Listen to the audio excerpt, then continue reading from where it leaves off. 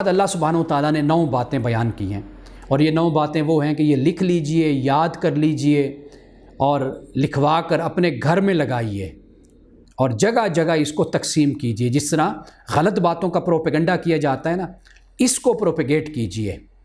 اس کو لوگوں میں پھیلائیے۔ اللہ تعالیٰ ہمیں کیا فرماتا ہے؟ ایک بات تو اللہ پاک ہی فرماتا ہے، اگر تمہارے پاس کوئی فاسق خبر لاتا ہے، اب یہاں پر فاسق فرما دیا، یعنی اندازہ کیجئے کہ جو خبر لانے والا ہے اللہ پہلے خبردار کر دیتا ہے کہ اے لوگوں خبردار ہو جاؤ، یہ جو تمہارے پاس دوسروں کی خبریں اٹھا کر لا رہا ہے نا، تو ذرا یہ دیکھ لو کہ یہ جو لا رہا ہے کہ یہ واقعی یہ بات اس قابل ہے کہ اس کو قبول کیا جائے۔ تو فرمایا فتبینوا، تو تحقیق کر لیا کرو، کہیں ایسا نہ ہو کہ تم جہالت میں کسی قوم پر جا پڑو، یعنی کسی قوم کو تکلیف دو، پھر بعد میں تمہیں ندامت ہو کہ یار یہ تم کیا غلطی کر بیٹھے۔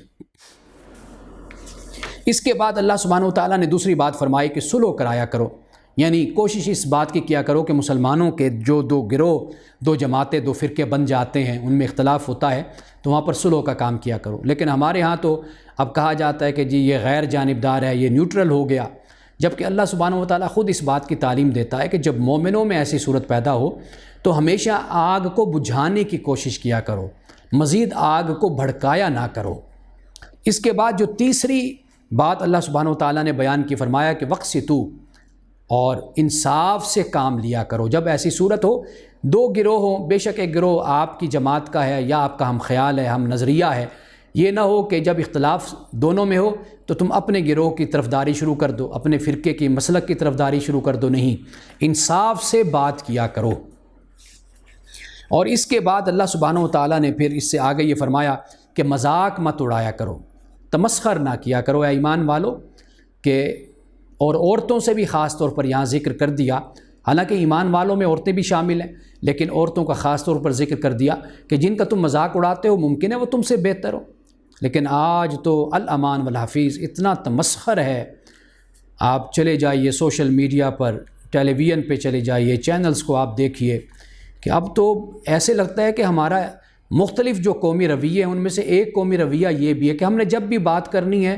تان سے بات کرنی ہے، تن سے بات کرنی ہے، تمسخر سے بات کرنی ہے، نارمل انداز میں، اچھے انداز میں ہم نے بات کرنی نہیں ہے۔ اس کے بعد فرمایا کہ ولا تلمزوا انفسکم، اور ایک دوسرے کی بے عزتی بھی نہ کیا کرو، جو تمہارے دوست ہیں، رشتہ دار ہیں، جاننے والے ہیں، کسی کی بھی بے عزتی نہ کیا کرو۔ اور یہ بھی فرمایا ولا تنابزوا بالالقاب، اور برے القاب بھی ایک دوسرے کے نہ رکھا کرو، ایک دوسرے کے برے القاب، برے نام بھی ایک دوسرے کو نہ دیا کرو۔ جیسے آج ہمارے ہاں ایک عمومی رویہ بن گیا کہ اور ہم اپنی طرف سے بڑا سمجھتے ہیں کہ جب ہم حق پرست ہیں اور ہم باطل کو لتاڑ رہے ہیں، اس کے خلاف بول رہے ہیں، حالانکہ ہم اپنے مسلمان اور اپنے مومن بھائی کو ہی نشانہ بنا رہے ہوتے ہیں، اس کے نام بگاڑ رہے ہوتے ہیں، اور حالانکہ وہ اسلامی نام ہوتے ہیں، ان میں اللہ کی صفات ہوتی ہیں، ان میں رسول اللہ صلی اللہ علیہ وسلم کے اسم آتے ہیں، اپنے مسلمان بھائیوں کے نام کو بگاڑ رہے ہوتے ہیں۔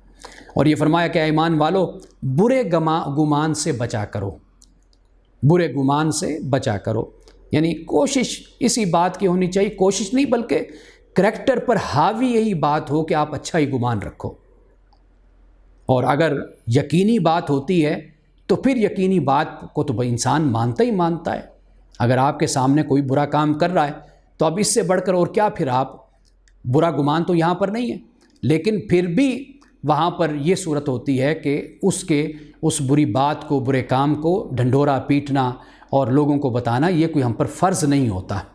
اس کے بعد فرمایا ولا تجسسوا، اور ٹوہ میں بھی نہ لگا کرو، تجسس مت کیا کرو، ولا یغتب بعضکم بعضا، اور ایک دوسرے کی غیبت بھی نہ کیا کرو۔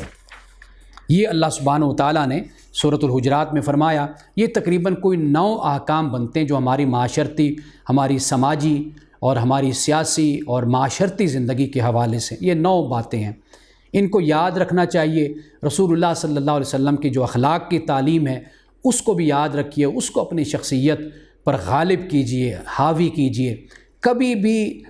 یہ جو سیاسی تعلق ہے، تعصب ہے، کبھی اس کو غالب نہ ہونے دیجئے۔ اللہ اور اس کے رسول کا خوف اپنے اندر رکھیے کہ آپ جن کی خاطر یہ سب کچھ کر رہے ہیں، کل انہوں نے آپ کے انہی گناہوں سے بیزاری کا اعلان کر دینا ہے، آپ کے لیڈر، رہنما، کسی نے بھی آپ کے کام نہیں آنا۔ اللہ کی بارگاہ میں آپ نے خود اپنے اعمال کا جواب دینا ہے، اپنی زبان کا جواب دینا ہے۔ یہ خوف اپنے اوپر، یہ احتساب اپنے اوپر غالب کیجئے، پھر ہی معاشرہ سنورے گا، ورنہ آج ہم جس حال کو پہنچ چکے ہیں اور جسے ہم پولرائزیشن ہم کہتے ہیں، وہ اتنی ہمارے معاشرے میں ہو چکی ہے کہ جگہ جگہ پر تقسیم ہے، گھروں میں لڑائیاں ہیں، جھگڑے ہیں، اور گھروں میں بہن بھائیوں کے آپس میں ہیں، رشتہ داروں کے آپس میں ہیں، اور اس حد تک اختلاف ہے کہ ایک دوسرے سے بول چال بند ہے، خوشی غمی میں آنا جانا نہیں ہے، صرف سیاسی بنیاد پر یا فرقے اور مذہب کی بنیاد پر ہے۔